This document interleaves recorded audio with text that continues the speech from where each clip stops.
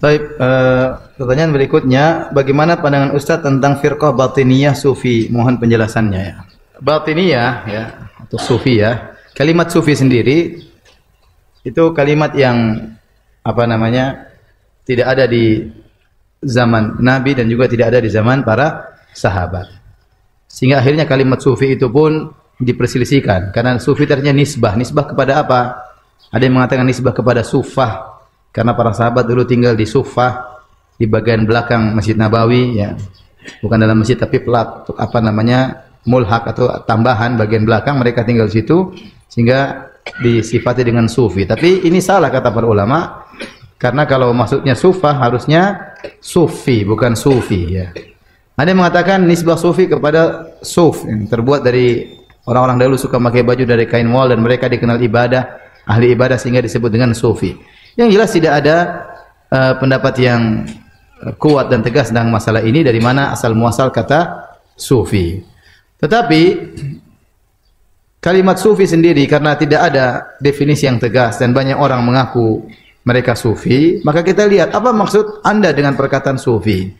Kalau maksud Anda sufi artinya orang yang rajin beribadah, zuhud, menjauhkan diri daripada dunia, tidak tenggelam dengan dunia, tidak masukkan dunia dalam hatinya.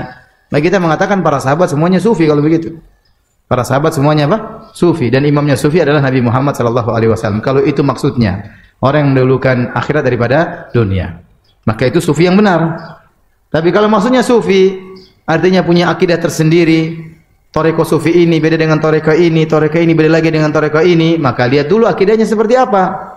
Ya, seperti ada toreko sufiyah yang meyakini bahwasanya Nabi masih hidup, bisa bertemu dengan siapa saja. Nah, ini enggak benar berarti dari sisi ini, ya. Seperti itu ya.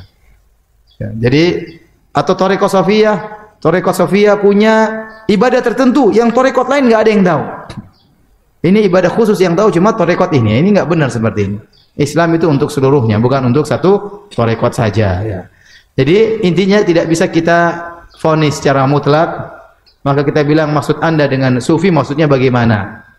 Terus tarekat yang bagaimana akidahnya? Dengan jawaban seperti ini lebih selamat daripada kita bilang semua sufi sesat, ternyata ada maksud mereka sufi yang baik, sufi yang rajin beribadah, sufi yang rajin berzikir kepada Allah, maka itu sufi yang benar kalau begitu.